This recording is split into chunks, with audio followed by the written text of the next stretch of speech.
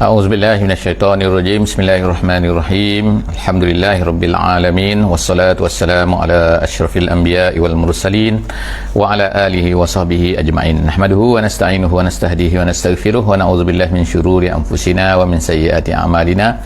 May yahdihillahu fala mudhillalahu wa may yudlilhu fala hadiyalah. Nashhadu an la ilaha illallah wa nashhadu anna Muhammadan abduhu wa rasuluh. Allahumma salli ala sayidina Muhammad wa ala alihi wa sahbihi ajma'in. Bersyukur pada Allah Subhanahu Wa Taala, pagi ini kita dapat bersama-sama dalam sesi tadabbur harian. Alhamdulillah, hari ini kita akan memasuki satu surah baru, iaitu surah Al-Isra'. InsyaAllah hari ini kita bersama-sama di muka surat yang ke-282, muka surat 282. Daripada surah Al-Isra', hari ini kita akan baca muka surat ini, iaitu daripada ayat 1 sehingga ayat yang ke-8, insyaAllah. Terima kasih kepada yang memberikan feedback suara dan juga gambar. Alhamdulillah, terima kasih banyak-banyak. Jadi insyaAllah seperti biasa kita akan mulakan surah ini dengan saya akan bacakan sikit untuk mendapat keberkatan daripada Allah Subhanahu Wa Taala daripada awal ayat yang pertama daripada surah Al-Isra' ini. A'udzubillahi minasyaitonirrajim. Bismillahirrahmanirrahim. Subhanalladzi asra bi'abdihi lailan minal masjidil harami ilal masjidil aqsa alladzi barakna hawlahu الذي باركنا حوله لنريه من آياتنا إنه هو السميع البصير. صدق الله العظيم. Alhamdulillah, surah ini, surah Al-Isra' ini adalah surah Makkiyah sebagaimana yang disebutkan oleh kebanyakan daripada ulama, kecuali terdapat beberapa ayat daripada surah ini yang dikatakan sebagai diturunkan di Madinah Al-Munawwarah. Tapi majoriti daripada surah ini, iaitu kebanyakan daripada ayat di dalam surah ini adalah merupakan ayat-ayatnya adalah turunnya di Makkah Al-Mukarramah. Dan ianya sangat-sangatlah dikaitkan dengan peristiwa Isra' dan Mi'raj. Tetapi tidaklah kesemua daripada apa yang ada di dalam surah ini adalah merupakan turunnya berkaitan dengan Isra' dan Mi'raj, kecuali ayat yang pertama sahaja. Selepas daripada itu kita akan tengok juga ayat-ayat ini berceritakan tentang Bani Israel. Oleh kerana itulah maka banyak juga dari setengah-setengah nama lain kepada surah ini adalah surah Bani Israel. Jadi surah ini mempunyai dua nama lah. Yang pertama sekali surah Bani Israel, yang keduanya ialah surah Al-Isra'. Tapi masyhur bagi kita ialah surah Al-Isra'. Surah Bani Israel ini jarang-jarang dinamakan. Jadi kita akan tengok insyaAllah apakah yang dikandung oleh yang ada di dalam surah ini. Kita akan tengok iaitu ayat yang pertama. Daripada ayat yang pertama sekali Allah Ta'ala memulakan dengan Subhana. Subhana ini adalah merupakan kata-kata tanzih, iaitu kata-kata yang membersihkan Allah Subhanahu Wa Ta'ala daripada segala kekurangan. Jadi ataupun dalam bahasa Arab dia kata taba'in anisu, iaitu membersihkan Allah Subhanahu Wa Ta'ala jika ada apa-apa saja sandaran dikatakan Allah Ta'ala lemah dan sebagainya, maka itu adalah merupakan kelemahan-kelemahan yang mana yang ulama sebut ialah dianya adalah merupakan dibersihkan oleh Allah Subhanahu Wa Ta'ala. Maknanya tidak ada di dalam apa ni dalam surah ini yang mengatakan bahawa tidak ada kelemahan-kelemahan yang disebutkan oleh Allah Subhanahu yang ada kaitan dengan Allah Subhanahu Wa Ta'ala. Minta maaf kadang-kadang dia leteri ada masalah sikit. Jadi seterusnya ialah minta maaf sikit insya-Allah kita tengok sekejap ada masalah sikit insya-Allah.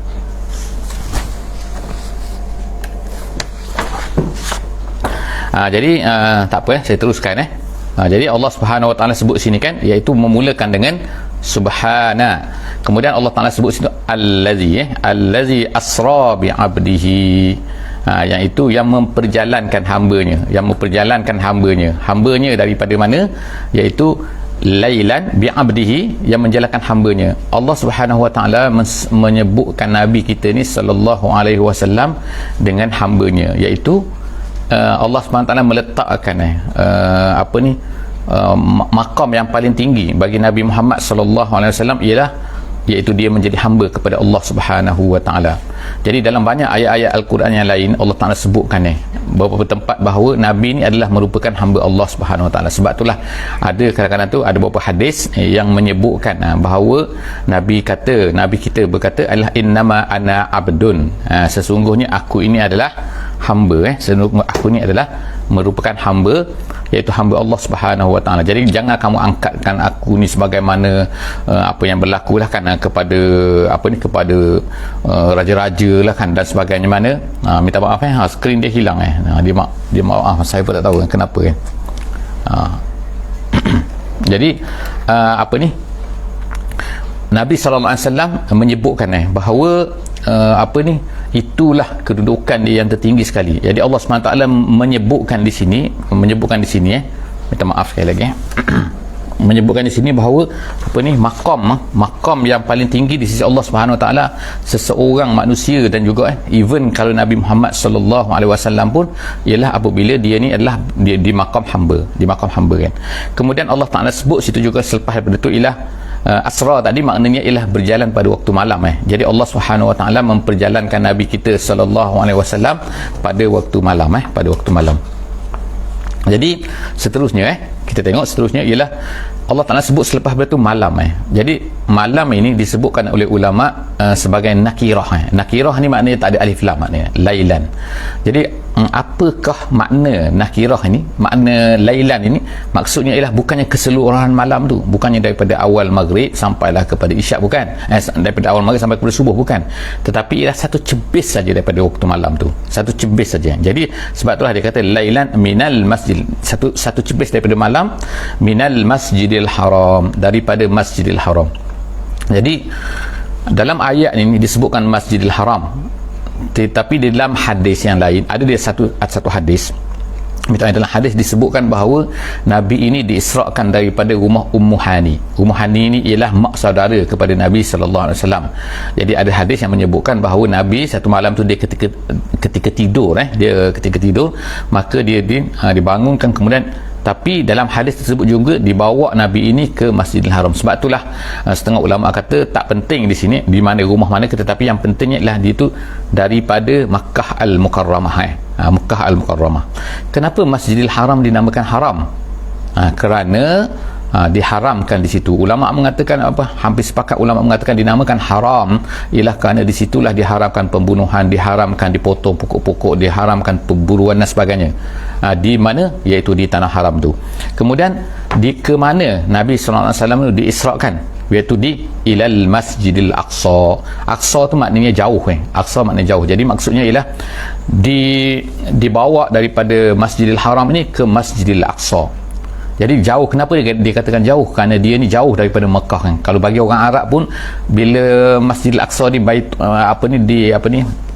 di Jerusalem ni kita kata di Masjidil Aqsa lah kan di Ardul Muqaddas di Syam ni kira jauh, tempat tu adalah jauh daripada tanah Arab. Sebab tu dinamakan Masjidil Aqsa. Itu satu pendapat lah daripada ulama yang masyhur. Kemudian allazi barakna haulahu, yang Allah Ta'ala kata yang kami berkati di sekelilingnya. Diberkati sini, diberkati ulama-ulama sebut daripada dua sudut. Yang pertama sekali dari segi keagamaan, dari segi dinian, iaitu apa? Diberkati ni kerana disitulah ramainya diutuskan rasul-rasul. Kalau di Mekah Al-Mukarramah ni ada dua rasul saja, iaitu Nabi Ismail dan juga Nabi Muhammad sallallahu alaihi wasallam. Tapi di Baitul Maqdis ni disitulah terletaknya ramai nabi-nabi yang telah diutuskan oleh Allah Subhanahu wa taala dan dimakamkan di situ. Banyak daripada mereka dimakamkan di situ. Nabi Zakaria-nya, Nabi Isa-nya, Nabi Musa-nya, Nabi Ibrahim-nya, Nabi Yaqub-nya dan lain-lain lagi. Jadi sebab itulah dikatakan. Dan kemudian yang keduanya, keberkatan dari sudut duniawi. Kenapa? Kerana di situlah banyaknya, ada sungai-sungainya, ada kesuburannya, ada pokok-pokok dan macam-macam lagi lah. Jadi Allah Subhanahu wa taala berikan kurniakan kepada tanah di Baitul Maqdis tu ialah tanah yang subur, tanah yang diberkati. Kemudian Allah Taala kata tujuan dia linuriyahu. Linuriyahu. Allah Taala bawakan tu, perjalankan Nabi kita tu pada waktu malam tu linuriyahu, untuk Allah Taala tunjukkan Min ayatina, sebahagian saja, bukan makna keseluruhan. Sebahagian daripada ayat-ayat kami, daripada tanda-tanda kehebatan kami, kebesaran kami.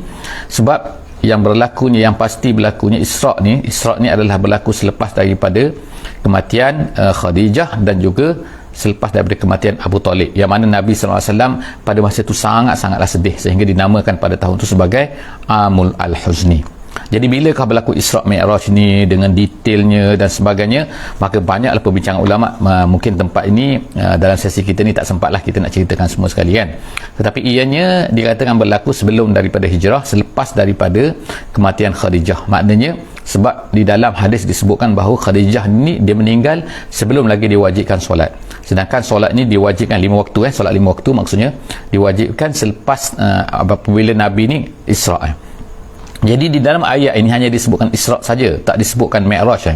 Tetapi ulama-ulama mengatakan bahawa Mi'raj ini disebutkan secara tidak langsungnya di dalam surah An-Najmi. Mi'raj tu. Jadi Isra' ni kemudian Mi'raj ke atas. Dan juga Mi'raj ini disebutkan dengan jelas oleh ulama, oleh hadis-hadis Nabi sallallahu alaihi wasallam yang sangat-sangat sahih. Jadi selepas daripada itu Allah Taala kata innahu huwas samiul basir. Allah Taala ini sangat-sangatlah sami' dan juga sangat-sangatlah basir. Kemudian Allah Ta'ala sebut selepas daripada itu ayat nombor 1, ayat nombor 2 tu Allah Ta'ala sebutkan wa ataina Musal kitaba wa ja'alnahu hudan li bani Israila alla tattakhizu min duni wakila. Jadi Allah Ta'ala selepas daripada sebutkan iaitu kehebatan Allah Ta'ala, maha suci Allah Subhanahu wa Ta'ala. Allah Ta'ala lah yang memperjalankan Muhammad tu, bukan dia berjalan sendiri. Allah Ta'ala yang memperjalankan Nabi kita tu kan, menaiki burak. Burak ni sebagaimana disebutkan dalam hadis ialah satu binatang yang berwarna putih, lebih besar daripada keldai tapi lebih kecil daripada baral. Maknanya dia ni sederhana di antara baral dan juga keldai.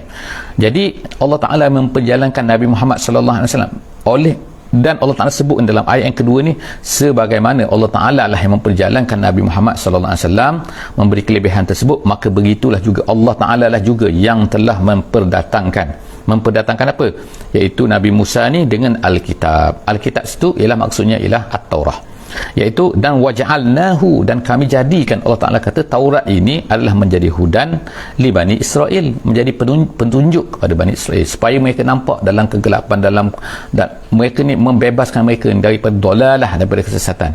Dari gelap tak nampak kan mana betul mana salah, tiba-tiba Allah Ta'ala datanglah kepada mereka ni Taurat, iaitu melalui Nabi Musa AS. Jadi begitulah sebagaimana Allah Ta'ala memperjalankan, Allah Ta'ala lah juga yang telah memberikan kitab Taurat ni kepada Nabi Musa AS untuk menjadi hudan kepada Bani Israel. Allah di mana dalam tu memperingatkan kepada Bani Israel, iaitu apa? Allah tattakhizu min duni wakila, supaya kamu ni jangan mengambil jangan ambil selain daripada Allah Subhanahu wa Ta'ala sebagai wakil. Wakil ni artinya ialah ma'bud. Wakil lah maknanya ialah yang disembah, yang ditunduki, yang diharapkan dan sebagainya, yang diserahkan apa-apa saja, jangan kepada selain daripada Allah Subhanahu wa Ta'ala. Tu yang ada di dalam Taurat atau yang dibawa oleh Nabi Musa alaihi salam. Tapi apa yang berlakulah pada hari ini itu adalah sangat-sangat jauh lah kan. Seterusnya ayat yang bertiga, kita akan tengok ayat yang ketiga. Allah Ta'ala sebut lagi kan, zurriyata man hamalna ma'anu. Bani Israel ni Allah Ta'ala ingatkan mereka kan, memperingatkan kelebihan yang telah Allah Ta'ala kurniakan kepada mereka, iaitu apa? Mereka ini adalah merupakan zuriat daripada orang yang telah Allah Ta'ala berikan mereka ni dapat menduduki bersama dengan Nabi Nuh alaihissalam, maknanya terselamat daripada banjir besar tu. Kamu ni siapa? Bani Israel. Wahai Bani Israel, ingatlah kamu bahawa kamu ni adalah merupakan keturunan daripada orang-orang yang berada di dalam kapal Nabi Nuh tu. Sebab semua selain daripada yang berada dalam kapal Nabi Nuh tu semua dah mati, sedangkan kamu adalah merupakan. Jadi Allah Ta'ala ingatkan mereka ini, kekurniaan Allah Subhanahu wa Ta'ala kepada mereka ini, zurriyatan man hamalna ma'anu. Kamu semua adalah merupakan zuriat orang-orang yang berada bersama dengan Nabi Nuh di dalam kapalnya. Innahu kana abdan syakura. Ingatlah bahawa Nabi Nuh ni adalah merupakan seorang yang abdan, seorang hamba yang bersyukur. Allah Ta'ala sebutkan perkara ni, abdan syakura ni, nak ingatkan kepada Bani Israel bahawa mereka sepatutnya juga adalah sepatutnya menjadi seorang hamba yang bersyukur. Sebagaimana Nabi Nuh ni bersyukur, kamu kena ingat juga, kamu sepatutnya kena jadi orang bersyukur. Kamu berada di dalam kapal Nabi Nuh. Kenapa kamu ni tiba-tiba? Jadi Allah Ta'ala memberi hint kat sini, memberitahukan bahawa Bani Israel adalah Bani orang yang tidak bersyukur kepada Allah Subhanahu wa Ta'ala. Seterusnya Allah Ta'ala terus menceritakan tentang keadaan Bani Israel. Kita tengok selepas daripada itu Allah Ta'ala sebut wa qadaina. Allah Ta'ala sebut wa qadaina ila Bani Israel. Qadaina tu maknanya ialah akhbarna, maksud dia akhbarna maknanya memberitahu, maknanya a'lanna, kami telah i'lankan, kami telah beritahukan kepada Bani Israel, ila Bani Israila fil kitabi. Fil kitab di sini ada dua pendapat. Ada setengah ulama tafsir kata maksud kitab sini lah di dalam Taurat. Maksud di dalam Taurat ni Allah Ta'ala dah cerita dah kepada mereka apa yang akan mereka lakukan, apa yang mereka buat ni, apa yang terjadi kepada mereka. Setengah ulama kata bahawa maksud fil kitab di sini adalah maksudnya adalah di Lauh Mahfuz. Lauh Mahfuz iaitu Allah Ta'ala telah menetapkan. Jadi ada dua pendapat lah dalam ayat yang keempat ini, iaitu yang pertamanya ialah Allah Ta'ala telah memberitahu kepada Bani Israel ni bahawa mereka akan begini nantinya. Satu lagi ialah satu pandangan ulama lagi mengatakan bahawa Allah Subhanahu Wa Ta'ala telah menetapkan di dalam Lauh Mahfuz bahawa Bani Israel akan begini dan begini. Jadi itu adalah dua yang dikatakan adalah dua pendapat ulama lah kan, yang disebutkan tentang maksud Alkitab sini.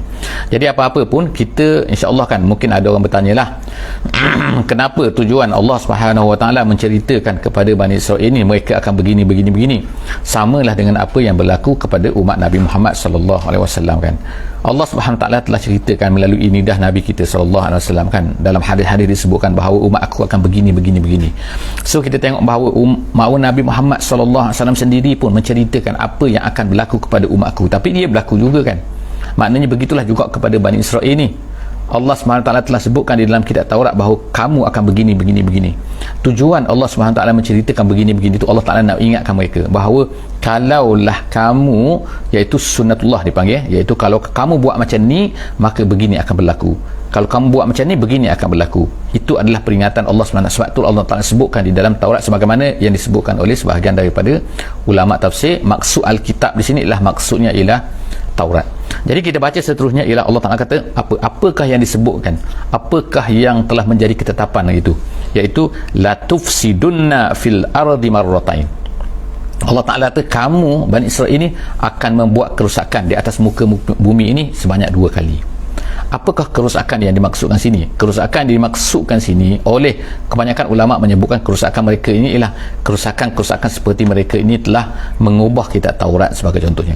Yang kedua, mereka membunuh nabi-nabi. Yang ketiganya, mereka ni banyaklah perangai-perangai kecewetan mereka sebagaimana yang berlaku kepada kisah anak lembu dan sebagainya kan. Jadi itu ialah di antara perkara-perkara yang dikatakan sebagai kejahatan la tufsidunna. Kamu akan membuat kerusakan bukanlah kerusakan tu hanya maknanya kerusakan atas muka bumi, bunuh orang lain dan sebagainya sahaja, tetapi kerusakan tersebut ialah tahrif Alkitab tu, iaitu mengubah Quran tu, mengubah Taurat tu sendiri adalah merupakan satu kerusakan yang besar kan. Jadi Allah SWT sebut la tufsidunna fil ardi marratain, 2 kali, dan kemudian wala ta'lunna uluwan kabira. Allah Ta'ala kata wala ta'lunna, iaitu kamu ni akan bangga, ego, sombong dalam keadaan uluwan kabirah, sedahsyat-dahsyatnya. Mana kamu ni berlaku kedahsyatan, iaitu kamu ni terlalu sombong di atas dunia ini sebagaimana disebutkan oleh Allah SWT di sini kan. Jadi apa yang kita tengoklah kan yang berlaku memang itulah perangai orang-orang Yahudi kan yang tidak terpisah gitu, berlaku lagi sampai sekarang ni. Kemudian seterusnya ialah Allah SWT sebut ceritakan dalam ayat yang kelima, insyaAllah dalam ayat kelima kita tengok situ, fa iza jaa wa'du ulahuma. Jadi kemudian Allah Ta'ala sebutkan apabila berlaku tu kan, jaa wa'du, iaitu janji yang pertama tu. Ada 2 kali Allah Ta'ala kata kamu ni akan membuat kerusakan, akan membuat kejahatan sebanyak 2 kali ni. Allah Subhanahu Ta'ala sebutkan pada masa yang pertama tu apa yang berlaku apabila fa iza jaa wa'du ulahuma, yang round yang pertama tu yang berlaku tu, maka datanglah Allah SWT kata apabila ianya berlaku, ba'asna alaikum ibadan lana uli ba's. Allah SWT kata maka kami akan utuskan kepada kamu ini, iaitu hamba-hamba kami uli ba'sin syadid, yang mana yang mempunyai kekuatan yang sangat-sangat. Siapakah yang dimaksud di sini? Iaitu Allah Ta'ala sebutkan kat sini, apabila kamu ni buat jahat yang pertama, maka Allah Ta'ala telah utuskan hamba kami ni tak semestinya orang Islam tapi hamba kami maksudnya ialah manusia-manusia juga yang datang, yang telah menghancurkan mereka ini, yang telah, jadi maknanya kalau kamu buat jahat, Allah Subhanahu Wa Ta'ala akan datang menghancurkan kamu, menghantar azab kepada kamu dalam bentuk iaitu manusia yang menyerang kamu. Jadi ada setengah ulama kata menceritakan bahawa apa yang berlaku ni, apa yang disebutkan oleh Allah ni, maksudnya ialah kehancuran Bani Israel yang pertama apabila selepas daripada Nabi Sulaiman alaihissalam, Nabi Sulaiman dah kemudian kepada anak-anaknya dan anaknya, tiba-tiba datanglah saat kehancuran di mana Allah Subhanahu Wa Ta'ala telah menghantar satu tentera satu tentera daripada Babel. Mereka ni ialah Babel ni mana? Babylon daripada Babylon, itu daripada Iraq, yang diketuai oleh seorang raja bernama, dalam bahasa Arab ni Bukhtanasar. Bukhtanasar ni dalam bahasa Inggeris disebut Nebuchadnezzar. Jadi dia ni ialah satu tentera yang datang daripada Farsi lah kira pada masa itu, iaitu datang daripada Iraq ni, daripada Babylon, kemudian datang menghancurkan Bani Israel ni di apa ni, Baitul Maqdis. Jadi sehancur-hancurnya, sebagaimana Allah Ta'ala sebut ni, fajasu khilalad diyar, mereka ini datang dan mereka ni masuk sampai ke rumah-rumah, masuk mana fajasu khilalad diyar tu, memasuki ke dalam sampai ke ceruk-ceruk rumah, gitu maksud dia. Wa kana wa'dan maf'ula, Allah Ta'ala kata, dan itu adalah merupakan janji yang pasti akan berlaku, dan ianya telah berlaku, sehingga hancurlah Bani Israel pada masa itu, yang dikatakan bahawa mereka ni mempunyai 12 kabilah. Lalu sebahagian daripada kabilah itu telah dibawa lari oleh Bukhtanasar tadi, Nebuchadnezzar tadi, ke negeri Babylon, dan maka berpecah-pecahlah mereka, hancurlah kerajaan mereka pada masa itu, kerajaan yang telah diasaskan oleh Nabi Daud, Nabi Sulaiman dan sebagainya, nabi-nabi terdahulu. Kemudian selepas daripada itu, apa lagi yang berlaku? Summa radadna lakum, Allah Ta'ala kata dalam ayat yang ke-6, insyaAllah ayat yang ke-6, Allah Ta'ala kata summa radadna lakumul qarrah. Kemudian selepas daripada itu, selepas daripada kehancuran yang berlaku itu, Allah Subhanahu Wa Ta'ala memberi balik kepada mereka. Qarrah ni maknanya ar-ruju', maknanya selepas daripada mereka telah sedar kejahatan mereka, mereka telah bertaubat balik kepada Allah Subhanahu Wa Ta'ala atas apa yang mereka lakukan, atas kejahatan-kejahatan mereka tadi, maka Allah Subhanahu Wa Ta'ala telah kembalikan, summa radadna lakumul qarrah alaihim. Kemudian Allah Ta'ala kembalikan kepada mereka semula, iaitu mereka ni mampu mengumpulkan balik kekuatan mereka, membina balik, disebutkan membina balik kerajaan mereka dan sebagainya. Kemudian Allah Ta'ala kata wa amdadnakum bi amwalin wa banin, dan kemudian kami bekalkan, kami jadikan untuk mereka ini dengan harta dan juga anak-anak. Maknanya lahirlah anak yang ramai, mereka ni dapat anak yang ramai, lalu mereka pun menjadi ramai wa ja'alnakum aksara nafira, dan kemudian Allah Ta'ala kata menjadikan mereka ini, dan kami jadikan mereka ini wa ja'alnakum aksara nafira, orang yang paling banyak. Mana kalau ikut satu penafsiran, dia kata aksara nafira ialah maksudnya ialah orang-orang yang banyak, anak-anak mereka ni banyak, kumpulan mereka ni ramai dan sebagainya lah kan. Jadi itu adalah merupakan tapi ada menurut satu pendapat ulama tafsir yang moden disebutkan, yang saya sendiri pernah dengar penjelasan kepada ayat ni ialah, dia kata ayat ini ialah disebutkan aksar nafira ni dia boleh jadi ialah manusia, orang. Ada dia kata nafira ialah juga itu seruan, iaitu suaranya ialah sebanyak jadi dikaitkan dengan apa yang sedang berlaku lah pada hari ini, iaitu kalau kita tengokkan bahawa orang-orang Yahudi ini, mereka ini yang pertama sekali ialah mereka ini bi amwal, mereka ni banyak harta, mereka memiliki bank-bank, dan mereka ni memiliki kekuasaan dunia ni lah kan, sebagai contohnya kan, iaitu seolah-olahnya ekonomi ni mereka pegang. Itu yang pertama, aksara bi amwalin wa amdadnakum bi amwalin. Kemudian yang keduanya, mereka ni banin ni anak-anak walaupun mereka dari segi bilangan yang tak ramai, tapi mereka ni seolah-olah menguasai manusia, menguasai orang semua dan pergerakan manusia dan sebagainya kan walaupun kadang-kadang orang tu adalah Kristian, orang tu adalah bukannya Yahudi, tapi mereka dapat kontrol orang tu. Itu yang dikatakan oleh sebahagian daripada ulama yang membawa tafsir kepada ayat ni. Kemudian yang ketiganya, Allah SWT kata waja'alnakum aksara nafira, mereka ni banyak suara kalau kita tengok mana media-media massa, majoriti yang dipegang oleh mereka, oleh Yahudi pada hari ini. Itu adalah sebahagian daripada penafsiran yang dibuat oleh ulama moden yang menceritakan, yang berkaitan dengan ayat ini, iaitu ayat yang ke-6 yang baru saja kita baca sebentar tadi kan. Seterusnya Allah SWT pun membuatlah kita kata dari segi undang-undangnya, dari segi prinsipnya, iaitu apa? Allah SWT sebut kan, selepas daripada menceritakan tentang Bani Israel ini, Allah Ta'ala kata in ahsantum li anfusikum. Kalau kamu ni buat baik, sebenarnya kebaikan kamu itu sebenarnya adalah li anfusikum, untuk kamu, bukan untuk Allah Subhanahu Wa Ta'ala. Bila kita buat baik, betul baik itu untuk kita. Jadi oleh kerana itu Allah Ta'ala kata in ahsantum li anfusikum. Kalau kamu buat baik itu adalah untuk kamu. Dan kemudian wa in asatum falaha. Tapi kalau kamu buat jahat, wa in asatum falaha, maka kamulah yang akan terkena azabnya. Kamulah yang akan terkena, akan kembali kepada kamu. Maknanya kebaikan adalah untuk kita. Kalau kejahatan pun sebenarnya akan kembali pada kita. Jangan kita rasa bahawa kejahatan itu akan balik kepada orang lain dan sebagainya. Seterusnya Allah Ta'ala kata faiza jaa wa'dul akhirah. Kemudian Allah Ta'ala kembalikan semula, tengok kan, kembalikan semula kepada cerita Bani Israel tadi. Apabila telah datang wa'dul akhirah, iaitu janji yang kedua. Kan ada dua tadi. Allah Ta'ala kata yang pertama dah berlaku, kemudian yang kedua ni apabila telah datang janji yang kedua, liyasu'u wujuhakum. Allah Subhanahu Ta'ala sebutkan liyasu'u wujuhakum, iaitu mereka ni akan datang untuk memuramkan muka, maknanya menyebabkan kamu sedih, gitu kan. Yasu'u ni maknanya menghuduhkan muka, menyebabkan muka tu murung, wujuhakum, muka-muka kamu, waliyadkhulul masjidah, dan mereka akan masuk ke dalam masjid. Masjid di sini dikatakan ialah Masjidil Aqsa, iaitu Allah Ta'ala akan kirim lagi. Apabila kamu buat kejahatan yang kedua, maka Allah Ta'ala akan kirimkan orang yang akan masuk ke dalam masjid, waliyadkhulul masjidah kama dakhaluhu awwal marrah, sebagaimana yang telah dimasuki orang-orang sebelum daripada ni, yang telah dikirimkan oleh Allah untuk masuk ke dalam masjid itu. Dan kemudian Allah Ta'ala kata waliyutabbiru ma'alau tatbira, dan mereka ini akan menghancurkan. Waliyutabbiru ni maksudnya ialah akan menghancurkan, yuhliku, mereka akan menghancurkan dengan sehancur, ma'alau tatbira, dengan sehancur-hancurnya. Jadi Allah Subhanahu Wa Ta'ala sini sebenarnya nak ceritakan kepada kita, walaupun kita kata banyak pelbagai pandangan ulama tafsir yang mengatakan apakah maksud yang pertama, apa maksud yang kedua kan, ada yang kata begini, ada yang kata begini, tetapi bagi kita ialah kita faham kan secara keseluruhannya bahawa Allah Subhanahu Wa Ta'ala nak menceritakan, kalau kamu ni berbuat baik, Allah Subhanahu Wa Ta'ala akan membalas kebaikan kamu kan. Kalau kamu ni buat kejahatan, Allah Ta'ala akan menghantarkan orang-orang yang akan menghancurkan kamu, menghancurkan azab dalam macam bentuk. Mungkin kita kata bentuk tu dalam bentuk ialah gempa bumi, ke dalam bentuk apa-apalah kan, disaster ke dan sebagainya.